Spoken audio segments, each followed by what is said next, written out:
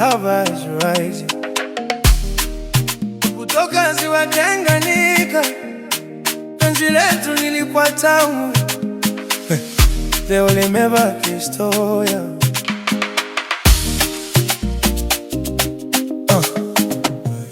Tulikutana sokoni, macho yakagongana.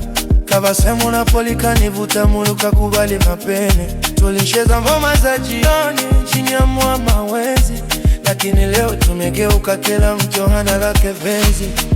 Maneno madogo yakaanza kuzaa moto, kila mmoja kataka kuwa na neno la mwisho. Tunikaza sauti mbele ya watu wa mtaa, tukisahau penzi letu nilianza kwa furaha. Nilisema tulie tuzungumze pole pole, wewe ukasema mimi sikuelewi kabisa. Ubishi ukawa kama ukatoa ziwa, ukachukua mapenzi yetu yote mbali. Ubishi umetutenganisha, tulikuwa kitu kimoja, sasa tumeachana.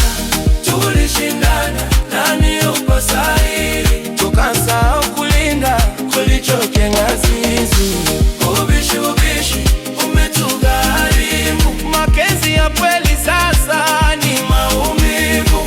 Kama tumesikilizana kwa upole, leo hii tumekuwa bado pamoja.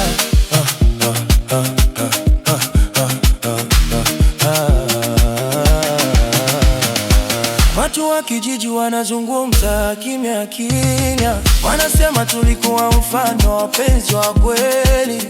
Lakini leo tukikutana tunapita kimya, hakuna salamu, hakuna hata tabasamu. Usiku nikikaa nasikia sauti yako kwenye mawimbi ya ziwa inarudi pole pole. Ninajiuliza kama ungepunguza hasira, labda leo ningekuwa bado na wewe karibu. Nilitaka tushikane mikono turudi mwanzo, wewe ukaona kama ndo dhaifu wangu. Tukapoteza maana ya kupenda kwa sababu ya kushindana kushinda. Ubishi umetutenganisha, tulikuwa kitu kimoja, sasa tumeachana. Tulishindana nani yuko sahihi, tukasahau kulinda tulichojenga sisi. Naweza sema nini, tulikosea, aliwakulaumiwa sojo wawili.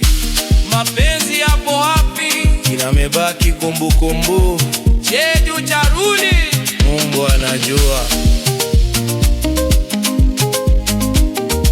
Chini ya maji wa Kigoma inakumbuka bado, lakini ubishi wetu umeniacha na maumivu tu.